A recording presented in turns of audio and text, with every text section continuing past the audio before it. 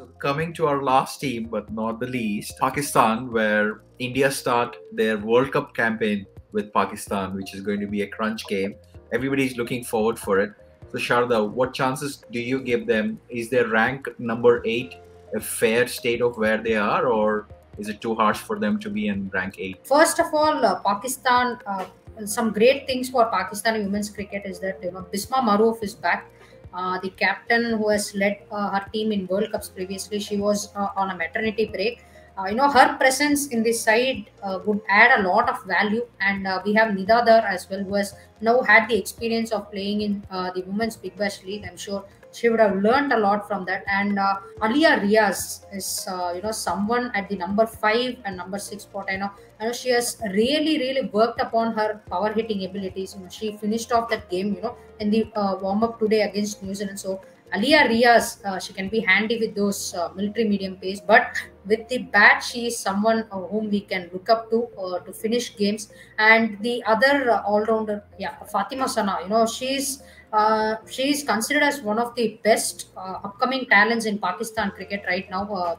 She can. I saw some footage of her bowling in the nets as well. She's got some really good nips. I heard that she can tonk the ball really well. But the only disadvantage with Pakistan women's team is that they have not played a lot of international cricket recently. So I understand they have had a T20 domestic series at home, but when compared to the other teams, they have not been very active with international cricket. So yes, they have come a long way with some quality players. They have all the stuff to go right the way, but the comparison when you do the bat to bat, the head to head analysis and things like getting experience in foreign conditions, I think Pakistan will lag behind someone like India or a New Zealand, in all departments, just because the fact that they haven't played a lot of international cricket. But having said that, as they are definitely capable of causing a few upsets. They can even beat someone like South Africa or New Zealand as well. So when compared to 2017 and 2020, Pakistani squad has transitioned to another level. Now that's how we can see them. Yes, they have a lot of experience with Zaveria Khan opening the batting, and even Bisma Maroof, as I said, being back in the squad. But they can cause a few upsets and they can definitely play good cricket. But in my opinion, they don't have a great chance of making it to the top 4. Okay.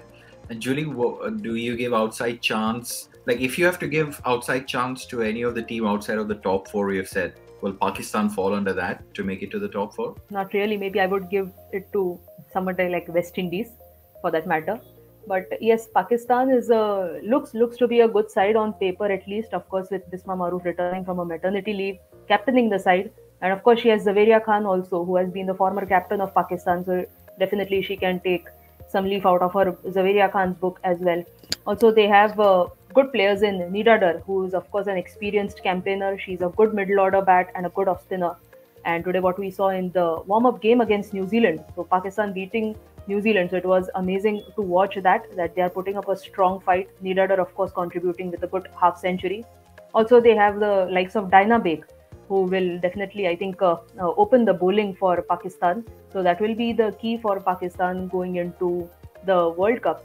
And I think they have good batters in young Muniba Ali, who can also keep wickets and is a good left-handed batter for Pakistan. So these could be some of the players to watch out for. But outside chance, it doesn't seem that they may go into the top 4. But yes, if they put up a strong fight like what we saw today in the warm-up match against New Zealand, we cannot rule them out completely.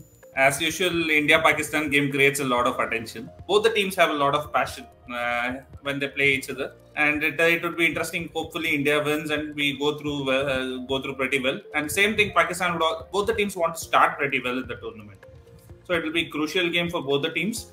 And coming to the Pakistan team, we already spoke about when we were doing one of the previews of Pakistan team. The main problem is that for women's cricket, they didn't mainly Pakistan women's cricket is they do not play that often, as Sharadha already mentioned. And we already touched this topic, I think, when we did that preview. And I think that was during the West Indies series. So that could be one of the major factors for them. And if they have played, if you look at the other teams like India, England, South Africa, India, England, Australia, they have played a lot of cricket in this gap after the COVID period. So I think that is where these teams have an advantage. And Pakistan not playing, having played enough, right? I think they're slightly at a disadvantage here. That's why we don't give a chance. But I think they have a pretty experienced squad if you actually see. But just the recent lack of cricket, international cricket, come to haunt them. Excellent. Look, this has been fantastic. 8 team previews. Thank you so much for making time. But before you guys drop, I got Vishak's call on who will win World Cup. So Julie and Sharadha, who will win the 2022 World Cup? Somehow it's enough of Australia winning World Cups. They have had 6 now. I think it's time for them to just pass on the trophy to someone else. Somehow I feel that it might be a wild guess because of my blind support for the Indian team, but India does have a strong case of making it all the way. I remember Mithali Raj's one of her interviews just before the postponement of the 2022 World Cup. She had said that we reached final on 2 occasions, and it was really the first ball that we bowled. It was not a really good one. If you remember, the first ball that India bowled in the 2017 World Cup was a very, very wide wide one from Shikha Pandey, and it was dispatched to the boundary. And if you recollect the first ball of which India bowled in the T20 World Cup in 2020, it was a full toss from Deepti Sharma, and it was Alyssa Healy just smacked it over Deepti's head. Start has been really wavering because of the nervousness. Now I think the Indian cricketers, having played a lot 2 finals, I think the majority of the squad is still here. Someone like Deepti, Mithali Raj, Harman, Smriti, Julan Goswami, Rajeshwari Gaikwad. So predominantly even Tania Bhatia, Shefali Verma, the squad has got some experience of playing in big games. So, and now that even a sports psychologist is traveling with the team, dealing with issues of nervousness, it might be really helpful. So India have a very, very strong case. So, but if not India, I think maybe England, but I don't see Australia winning it this time. So I just have a hunch. As Vishak has mentioned that Australia may win the World Cup, I feel Australia's trans-Tasmanian rival, which is of course the host for this World Cup, they have really a strong chance of making. They are the New Zealand team, of course, they are making to the World Cup finals. Of course, not to forget that I would be supporting for India, rooting for India, of course. But what we saw in the New Zealand series, if they are able to hold on to the catches, what we saw in the 5th ODI, they did not drop a single catch. India went on to win.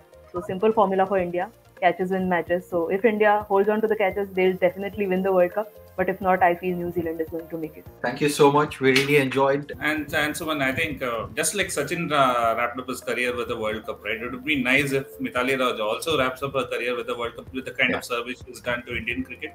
Like I would be supporting India, but somehow my heart says it will be Australia. Excellent. We will endeavor to bring as much content as possible during the World Cup. If you're watching this, follow that hashtag on Twitter, hashtag CWC2022. Female cricket does a lot of work. Sharadha does a lot of work on her channels as well. So do promote the game and support the Team India.